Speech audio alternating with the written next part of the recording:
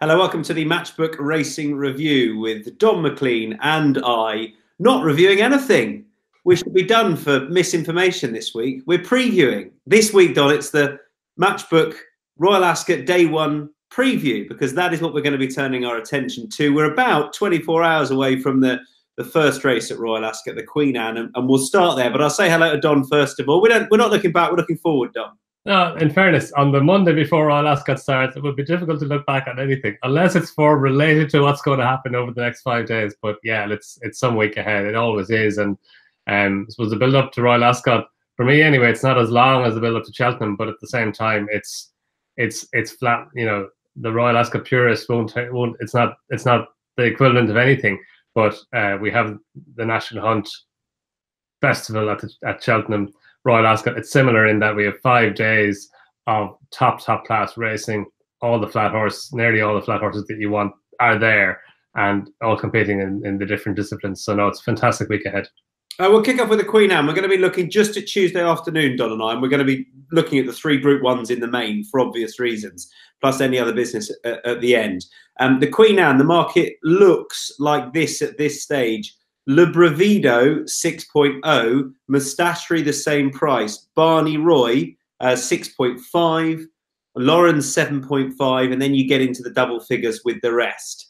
The first statement I'm going to put to you, Don, you can argue either way, is Le Bravido is the correct price for the Queen Anne off the back of his run in the Alshakab Lockings. Discuss.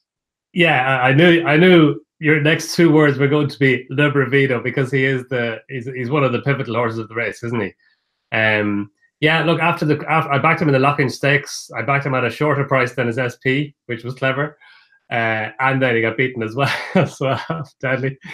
But no, after the Lock-in Stakes, I thought the market was wrong. He was an 8-1 or 9-1 shot. Now that's very easy in hindsight because now he's a 5-1 shot. But he kind of shortened up for no real reason about a week ago, maybe 10 days ago, into his 4-1, 9-2, and now he's eased out a wee bit to 5-1. I think there's a fair bit of sentiment against him, and you can see why, because you know he was well beaten in the Lock-in Stakes in the end. But no, I'm with him, Tom. I thought his run in the Lock-in was actually very good. He didn't have a lot of racing room, and Ryan Moore wanted to go forward. The race kind of got away from him in that sense. And then by the time he got racing room, he finished off his race well. That was over a mile. I suppose we're a little bit worried that he won't see out a mile fully, but I think that run was very encouraging in that regard. And he was only just beaten by Bramateau in a French 2,000 guineas. So I think a mile should be fine for him. We know he handled the track. Okay, it was only a Jersey Stakes that he won a Group 3 race, but he had to do an awful lot of running out in the centre of the track to win it. And his first run back at Naas was good. His next run at Newbury, I thought, was even better given the context of the race. And the fact that he's trained by Aidan O'Brien, you know, Royal Ascot, the Queen Anne will have been his primary goal. I think anyway. And if he picked up a Lock-in Stakes on the way, then that was a bonus. But, you know, Aidan O'Brien, he's won the Queen Anne 3 times, including with Declaration of War, and I think Ad Valorem, who were both beaten in the Lock-ins before coming on and winning the Queen Anne. So there's precedent there. And yeah, I think he's got plenty in his favour. Look, he's got what's he got? 4 lengths to find with Mustachery and the Lock-in Stakes running on the book, and he's a shorter price than him, so that doesn't make sense. But I think it's correct, and you can see why he is. Can I do one better than comparing him with Mustachery? I'm going to compare him with Romanized, who is, I can't even do the maths, 8 times the price. Romanized, who finished ahead of him at Newbury. Romanized did. I can see it all. I can see why he's attracted a lot of support. But at those current prices, Don, I think for the opening race of the meeting, you know, that you won't see many more wrong prices for me than a horse like Le Bravido. So we don't disagree on many things, but I out and out want to take him on purely. I can see all the reasons why he'll win. Yeah. Well, the stiff mile will suit him perfectly. Why he's come to Aidan O'Brien and been trained specifically with this race in mind. I can see it all, and it doesn't necessarily shock me that he does head the market based upon those reasons, but just purely on what we saw at Newbury and what this horse has or really hasn't achieved so far in his career, he is just one at the top of the market I want to take on with some much bigger prices, actually. Not really those in and around. You know, I could argue that Lawrence, who gets her fillies allowance and is rated 117 compared to Libravido's 114, should head the market, or why Mustachary should out and out head the market, who's now rated £7 superior to Libravido. Why Accidental Agent should be a shorter price because he won the race last year and ran, I thought, what was an even better trial for this race than Libravido ran last time. But it's actually even bigger prices that interest me, just because I sort of out and out want to take on Libravido, who sits at the top of the market. But I put that question initially because I know how much of a fan of the horse you are, and how you pretty much even before we talked about the lock-ins, you were almost leaning towards this race more over than the Newbury race. Yeah, but look, you know, it's probably been his goal. Like, you know, he was a high-class horse for Andre Fabre. He's obviously had his problems. He only argues a very big price compared to Libravido, given that he wasn't beaten far by him at Naas even on the comeback run, and he didn't have the run of the race that day Romanized either. So he's way under the radar. He's a kind of a bit of an accidental agent from last year because he's so far under the radar. Hazapur is interesting as well. Dermot Well's horse, who ran in the Derby last year actually and was very good in winning the Group 3 race at Leopardstown last time on his debut this season, or sorry, his second run this season. Dermot Well said afterwards that, you know, a mile, that's probably his optimum trip. Even though he obviously didn't stay in the Derby last year, but you know, you can see why they had a go at the Derby last year. But a stiff mile, that could suit him well, and he's progressive. You know, you can make the case for Accidental Agent, even Lord Glitters, and you know, Mustachary, the Lockinge winner, as you say, he's the highest. He's £7 superior to Libravido on rating. So all of that, it's not clever anymore. All of that, the potential that Libravido has to be better than he's shown so far, it's all factored into his odds now. So yeah, you can argue that he's short, but yeah, I'm a fan and I'm in anyway. Can't get out of it now. He's already in. You're not back. You could get out of it, but you don't want to get out of it because I'm a fan. So yeah, I'm happy to let him roll.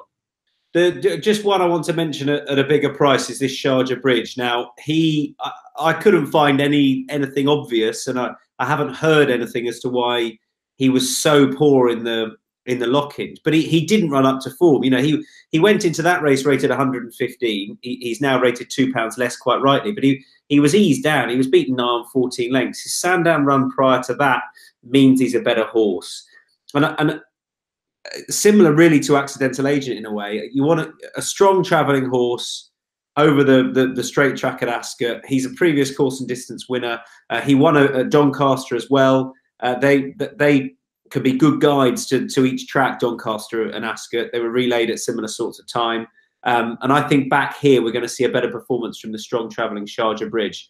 So he's probably the one at round about 26.0 that I would be happy to have a go at him in the place market and the win market against the favourite. And I wouldn't be surprised if the mare One Master, who's also a course winner, she run over 7 here. I think she'll run better than she did on her reappearance at the Curragh last time. Her Dan's Dream form from last year is good. She won the Foray, for goodness sake, and then was only a length behind Expert Eye out at the Breeders' Cup. So I thought she was a little bit underestimated as well. She's another hold-up type, strong travelling type. Pierre-Charles Boudot, interesting. I think that he's back on, who won the Foray on her. So I think those would be my two against the field. Just in a race, I want to have something at a big price on. Anything else you want to add on the opening race, the Queen Anne, Don? Yeah, I'd say Sharjah Bridge would probably be. They're talking about thunderstorms, like it's drying out, as we know the straight course does. But then now that this morning they're talking about maybe thunderstorms during the day tomorrow. So he probably wouldn't mind if one or two of them hit the straight track before the race. Beat the Bank is interesting as well. Okay, he was very disappointing last time in the Lockinge, but he's got course form as well. So yeah, look, it's and One Master, you know, I'd be a wee bit worried about the trip for her. Just she's got so much pace. 7 furlongs might be her trip, a stiff mile. Yeah, but at the same time, she's a big price. You know, as Sean Gray used to say, big horses, big prices, because those at the top of the market are short enough. I know exactly what you mean about her, and I sort of went into her presence in the race, thinking about the trip not suiting her, and then just watching back her run in the Foray, watching back even her run out of the Breeders' Cup, when I thought she might have just been done for toe at the end of the race by Frankie and Expert Eye on her outside. I'm quite at the price. I quite like to chance her over the just given her style. You know, she does show a lot of pace, I know, but she'll be held up. She'll be produced late, I think, and I'll give her one more go over this. I did have that in my mind, and then watching back, I've convinced myself she's going to love it, as you do when you want to back something, don't you? You look for any reason to convince yourself as to why she'll be all right. But I take that point coming into it. I did think that. But I mean, just to confirm, you're still Team La Ravida, aren't you, Dom? I am, yeah. Like I think just on his run the last day, he was a bit unlucky. He didn't have the run of the race. You can expect that he'll improve from that. Just a second run for Aidan O'Brien, there's natural potential for progression anyway. Plus the fact that the Queen Anne, you can be sure that that's been his target since he arrived at Ballydoyle. So I think he could improve quite significantly from that run alone.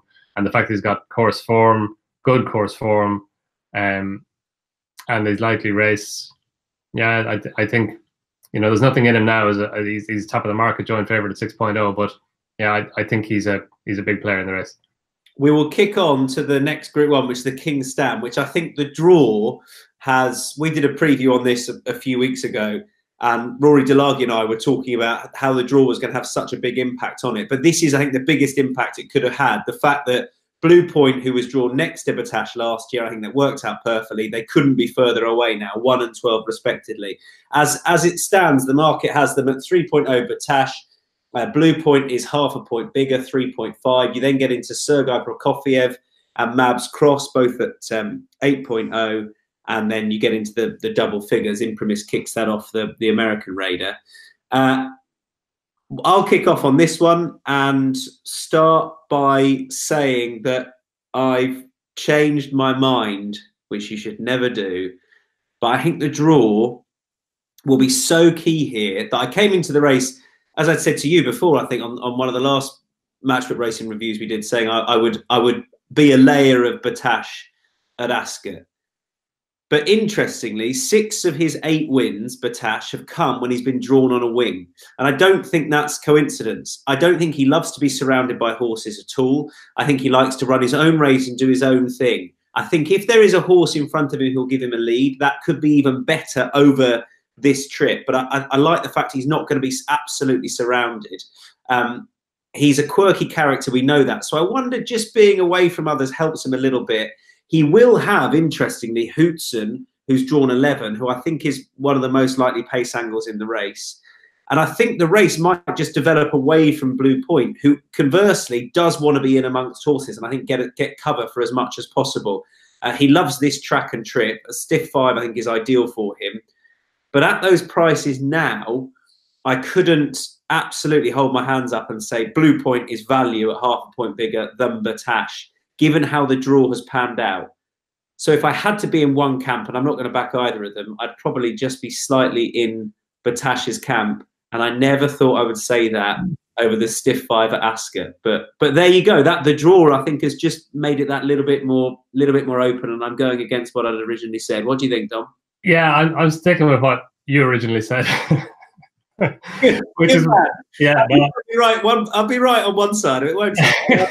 You know what I said earlier? Yeah, that's what I meant. No, I look, I can see it. I agree with you that he likes, even when during his races, you can see Jim Crowley is often anxious to keep him away from horses, and whether that's out in front or over towards the side, that's the way he seems to like to be ridden.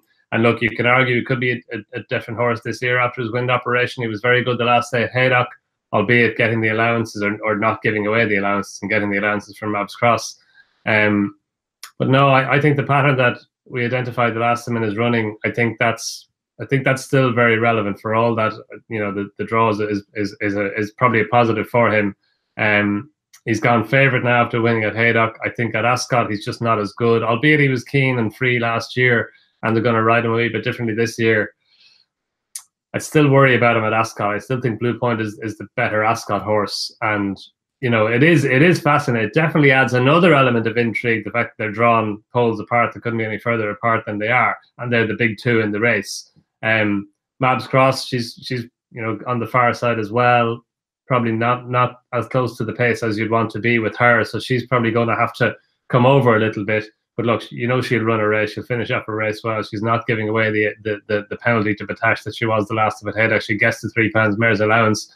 So I think that brings her into it. But I think Sergei Prokofiev is even more interesting. He's relatively lightly raced. He ran a hell of a race in the Coventry Stakes last year, over 6, which probably, in hindsight now, probably stretched his stamina, and he was out in the centre, along with Advertise, with Calix coming down the near side. So you can maybe even mark him up a wee bit on that. Okay, he was beaten in the Palace House Stakes last time, but again, I think you can allow him that. He was just kind of getting going, getting into the race. And the time before that at Navan, he showed a really good turn of foot. The turn of foot that he showed in the Cornwallis Stakes last year at Newmarket, when he came from a really improbable position and showed a serious turn of foot over 5 to get up and win. He wouldn't want any more of the rain, I wouldn't have thought. I'd say if the rain stays away for him, that would be a positive. But no, he's just got that burst of acceleration, that over 5 furlongs. That seems to be his trip. He's just got one burst, and I'm sure Ryan Moore will conserve it and deploy it at the right time. He's drawn in 7, which is probably good as well, towards the near side without being on a flank. I think that's just about perfect for him. And I know it's hard for 3-year-olds taking on the older horse in a King's Stand, but with Ascot form and over the minimum trip, a stiff 5, that's probably, it's probably a very good scenario for him. So yeah, I think he's an interesting price as well.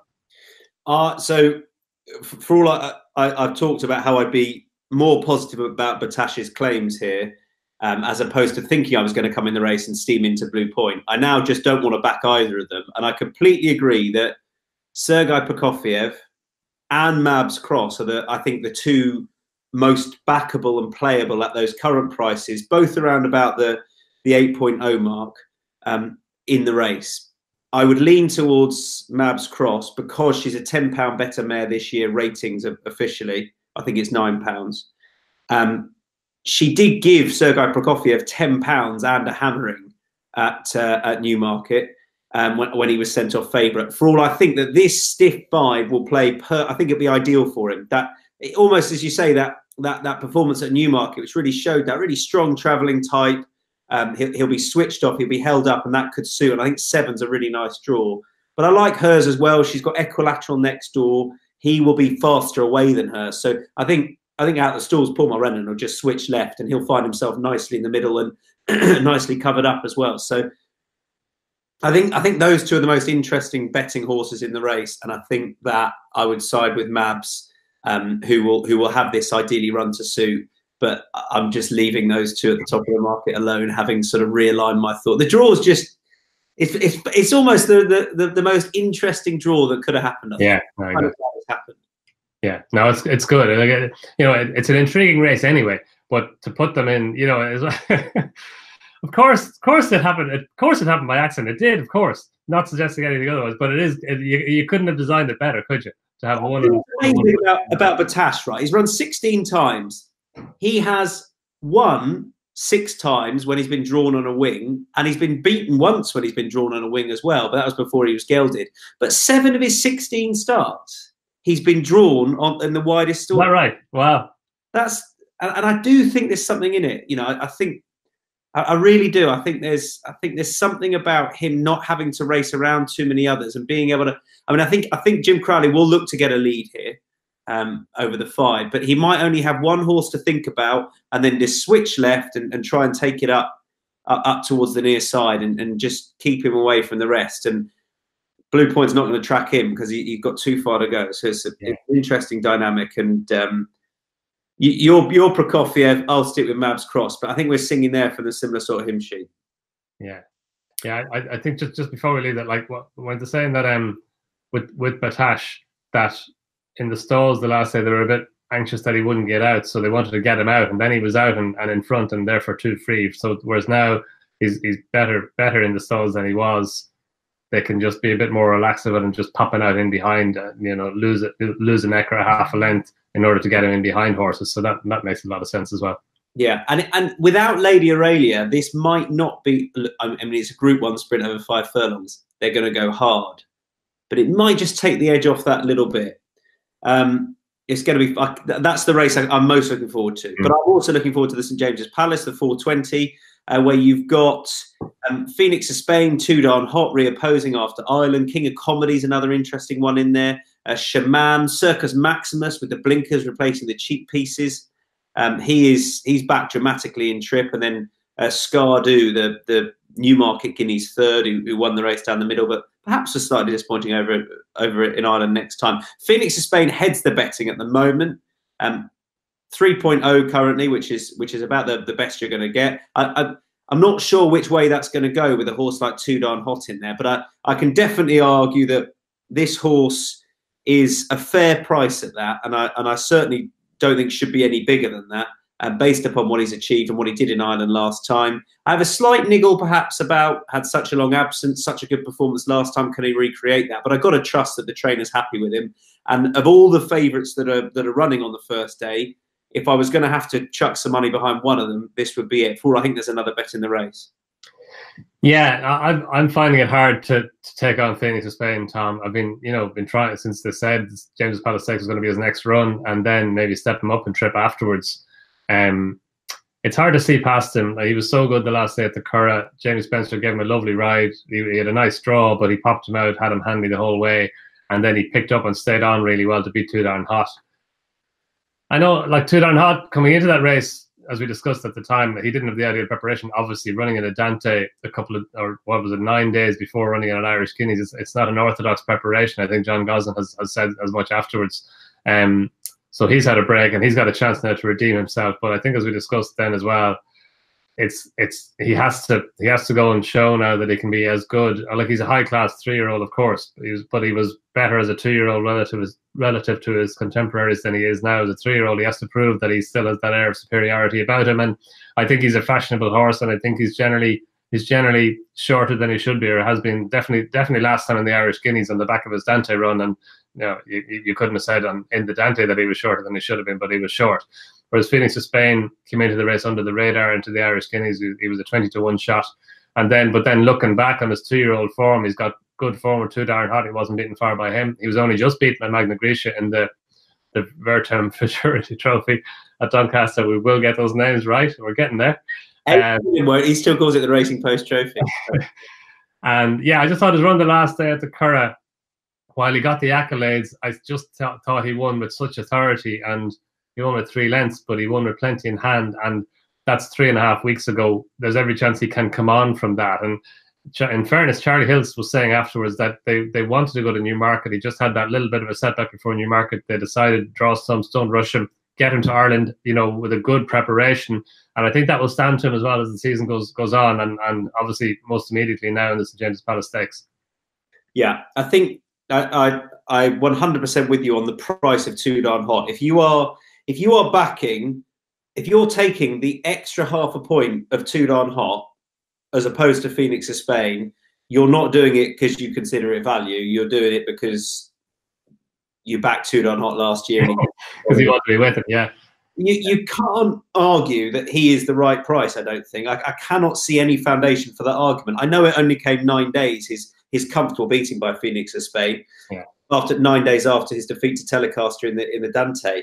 But he clearly hasn't been quite the horse we saw last year. I know that, and physically he sort of belies his pedigree, because everything about his pedigree says he's going to be a better 3-year-old, but he doesn't look that way necessarily now. And at the Highclere Ascot preview we did the other night, there was still a moment of John Gosden saying, I'm looking forward to the latter end of the season, and I wonder if there was possibly a thought of not even going here and coming back in the Sussex, which he mentioned.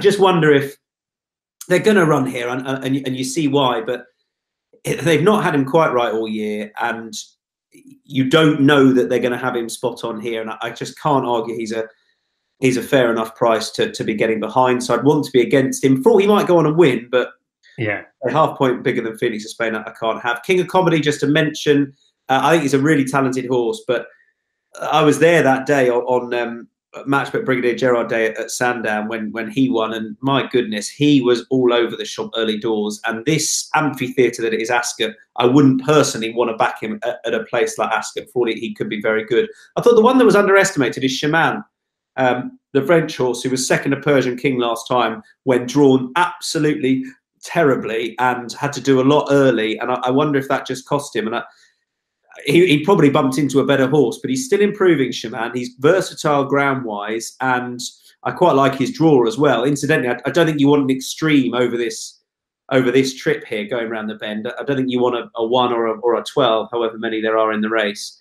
11 in the race. So I quite like his draw. I thought he was just a bit underestimated. You get double figures about him. Again, place and win market. I'd happily have a little bit on Shaman, but I think he'll have to go some to beat Phoenix of Spain. Yeah, no, like just to wrap up in 2.5, like he could win, but no, I think I agree with you. It's just the wrong price. He just like be beaten 3 lengths by Phoenix of Spain, given that Phoenix of Spain was making a seasonal debut, and beaten as comprehensively as he was. Yeah, I think he might even drift. Like he's a fashionable horse, so maybe he won't, but I think he probably should drift. Of the other Circus Maximus, yeah, it's a dramatic drop back and trip to a mile for him. I think he'll run well, Donn, but I don't love his draw personally. Yeah, John won. Yeah. No, look, it's interesting. I thought he was a middle distance horse, and obviously his last 2 runs were, but it's going to be interesting to see how he gets on back over a mile. King of Comedy, I fully agree with you. Like he looks like a very talented horse, but maybe I wonder how much they thought about just skipping Royal Ascot and just going somewhere else, going on with them. But look, John Gosling's his trainer. He's not going to run him at Royal Ascot if he doesn't think he's up to it. But yeah, I'd be a bit worried about because there can't have been as much hullabaloo at Sandown. Important night though it is on Matchbook Brigadier Gerard night as there will be on the first day of Royal Ascot. I think that's a fair statement, Donn. I think you'll get away with saying that. Are you with the favourite then? Yeah, I just can't. I think he's solid, Tom. I can't. Like Scarred, maybe he was a bit disappointing at the Curragh, and maybe they didn't go a great pace early, and he just kind of got a bit swamped in the end. He probably underperformed a bit given how well he ran at Newmarket when he was out in the centre of the track. So you would have liked to have seen him go forward a wee bit more than he did from the Curragh. But look, he could bounce back, and look, he's the Craven Stakes winner and who ran very, very well in the Guineas. So he's probably worthy of another chance. But I think he'd have to improve an awful lot to beat Phoenix of Spain. And it's back to, as we discussed with Hermosa, and I'm sure we will again, it's just you're looking for angles to take her on, and looking for angles to take Phoenix of Spain on. But in the end, when you just revert and think, well, maybe Phoenix of Spain is just the most likely winner, and then for me, that's the most comfortable view of this race. And he might even be value at whatever he is, 3.0 or 2.8 or 2.9. That's exactly how I see it. If I didn't know his price, I'd just say he's very likely to head the betting, and I'd worry about backing him just on the, he had a long time off and he ran a brilliant race last time, but can he reproduce that?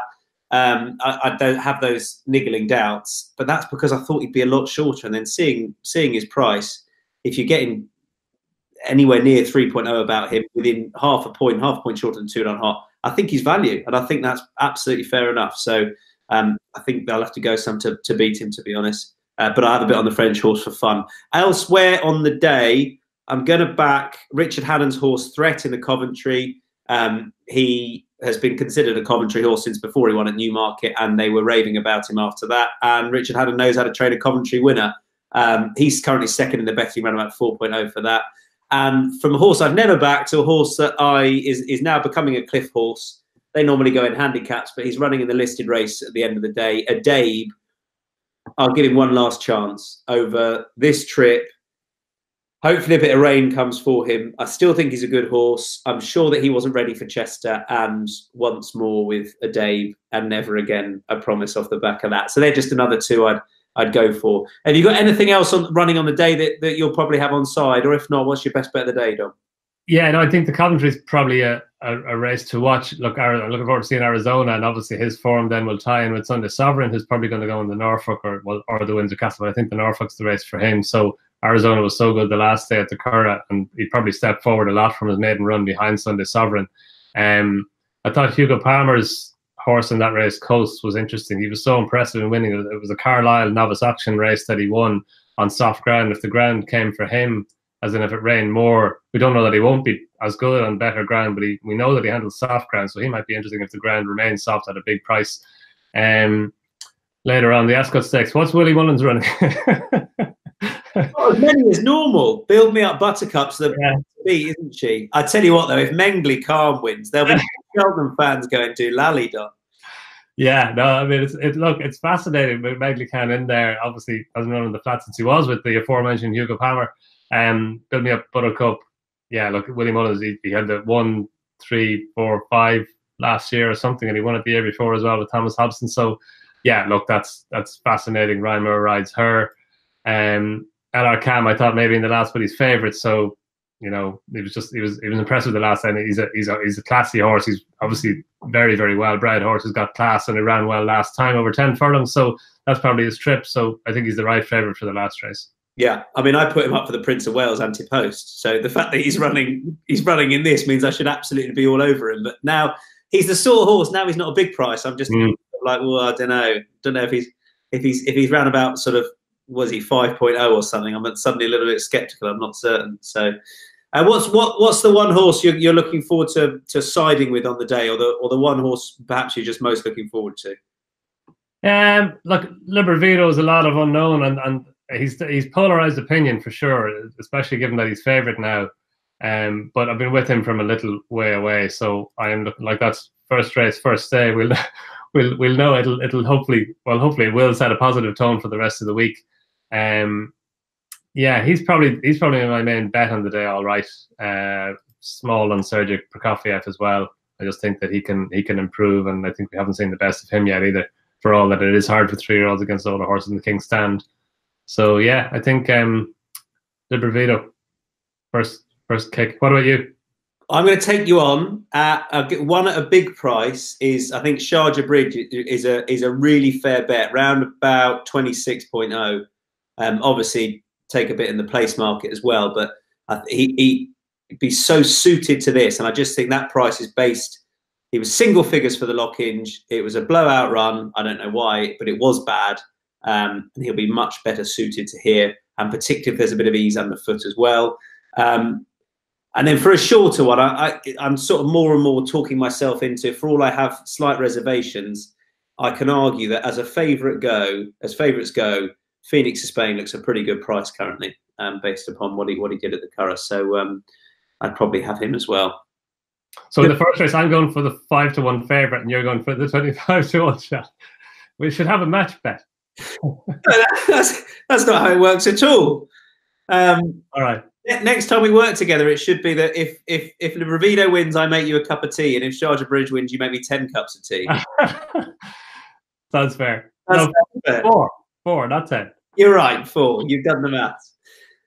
Good man, Don. Looking forward to it, and thanks for that. Good stuff today. Good luck with all those plays. Good luck to those of you at home, whoever you're backing, and enjoy all the coverage from 5 magnificent days at Royal Ascot. We'll be back as far as a podcast and a Periscope goes towards the end of the week, where Rory DeLarge and I will be previewing the very last day with a couple of excellent races over the 6 furlongs at Royal Ascot. But that's a way off. Enjoy the first day for now. Bye-bye.